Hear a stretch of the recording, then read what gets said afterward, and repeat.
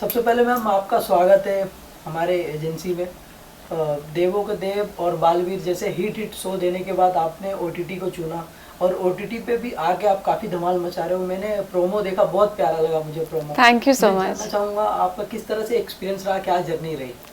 So experience बहुत ही अच्छा रहा। जैसे कि सब जानते हैं कि मैं एक मैटरनिटी ब्रेक के बाद पहली बार ये फर्स्ट मेरा जो कमबैक था यही था। फर्स्ट शो जो मैंने किया वो यही था।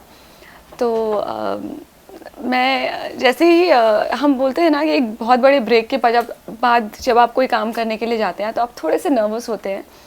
तो मैं भी अपने मैटरनिटी ब्रेक के बाद में जब ये शो करने के लिए जा रही थी तो I was little conscious, little nervous about my looks and figure and everything. But I must say जो टीम थी इतनी अच्छी थी, मेरे को एक्टर्स इतने अच्छे थे। निशांत को मैं थैंक यू कहना चाहूँगी। Everybody made me feel so comfortable, so good about my self कि मैं कॉन्फिडेंटली ये किरदार कर पाई। और मुझे याद है कि आज भी मैंने अपने प्रोड्यूसर को, उस टाइम मेरी जो प्रोड्यूसर हैं उन्हें मैंने बोला था कि मैम आपको लगता है आपने जो मुझे ब्रीफ दिया है वो मैं कर पाऊँगी? She is like yes yes कर लोगी। तो मैंने कहा okay. So they all made me feel so comfortable, so good about my self कि शूट के साथ साथ मैं बच्ची संभाल रही थी। मेरी बच्ची बहुत छोटी थी, मैं बच्ची संभाल रही थी, मैं वर्कआउट्स कर रही थी, इन सब चीज़ों के साथ साथ काम कर रही थी। तो मुझे पता नहीं कैसे सब फ्लो में होता चला गया, सब कुछ चीज़ें सही जगह पे सही टाइम पर होती चली गई, सब कुछ ऐसे फ्लो कर रहा था। ऐसा लग रहा था शायद भगवान चाहते हैं कि उस टाइम पे मैं ये शो करूं। So yeah it was so much fun and I am really excited and really happy that जॉरी is releasing today. Ji ma'am, मैं जानना चाहूँगा आपसे, जब आपको इसका ऑफर आया तो आपकी क्या रिएक्शन था? मतलब आप सिंगल मदर हो, एक मेरी बच्ची को संभालूँ या मैं वेब सीरीज़ करूँ या मैं शो करूँ, किस तरह का आपका क्या राय क्या था? काम मुझे करना ही था, ये मैंने सोच लिया था कि मुझे काम मुझे करना ही था। मैंने इस पहले ही सोच लिया था कि मुझे अब काम स्टार्ट करना है, लेकिन इस तरह करूँगी, ओटीटी से स्टार्ट करूँगी, मेरा कमबैक एक ओटीटी की वेब सीरीज़ होगी, ये सब मैंने नहीं सोचा था। तो ये सब आई थिंक सब प्लान था, ऊपर से भगवान ने मेरे लिए प्लान करके रखा था कि सब ऐसे ही होगा।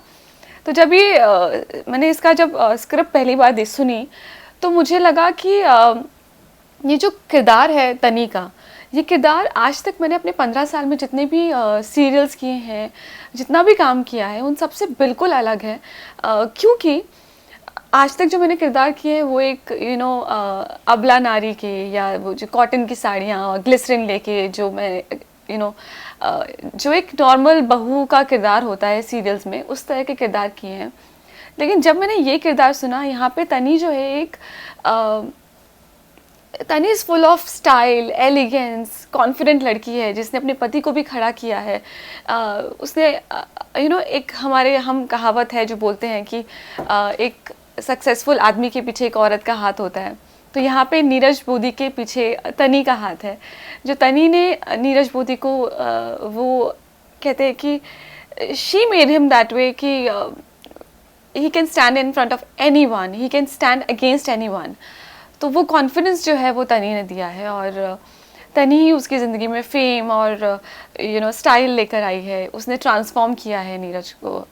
तो ये इस तरह की कहानी थी और मुझे लगा कि हाँ, दिस इज़ समथिंग जो मैंने पहले कभी नहीं किया है, and this is something very different and I really want to do it.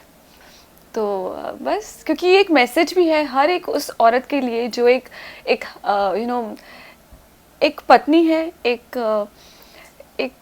Ambitious लड़की भी है, और जिसके कुछ सपने भी हैं, और वो अपने पति से बहुत प्यार करती है। तो कई बार ऐसा होता है कि हर एक औरत को ना कुछ चुनना पड़ता है, या तो पति या काम। ये हर उस औरत के लिए एक मैसेज है कि आप दोनों चीज़ें साथ में कर सकते हो, आप दोनों चीज़ों को बैलेंस करके चल सकते हो। तो आपको अपने सपनों को छोड़ने की ज़रूरत नहीं है।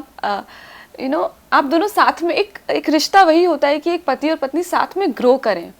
तो वो मैसेज है इसमें, और I think that really attracted मी। कहानी भी बहुत प्यारा है, मैंने देखा प्रोमो, पूरा जौहरी, पूरा हीरे की कहानी है। हीरे और की कहानी है। हाँ, जी, आपसे मैं ये जानना चाहूँगा मैम, आप जब सेट पे थे, शूटिंग पे थे, तो आप अपने बच्चे को लेके जाते थे वहाँ पे सेट पे? बिल्कुल, बिल्कुल, मैं लेके जाती थी और उसके लिए मैं अपने प्रोड्यूसर्स को बहुत थैंक यू कहना चाहूँगी, पूरी टीम को थैंक यू बोलना चाहूँगी कि उन्होंने they made everything so comfortable and so easy for me, क्योंकि मैं सीन करती थी और जाके अपनी बच्ची को मिल सकती थी।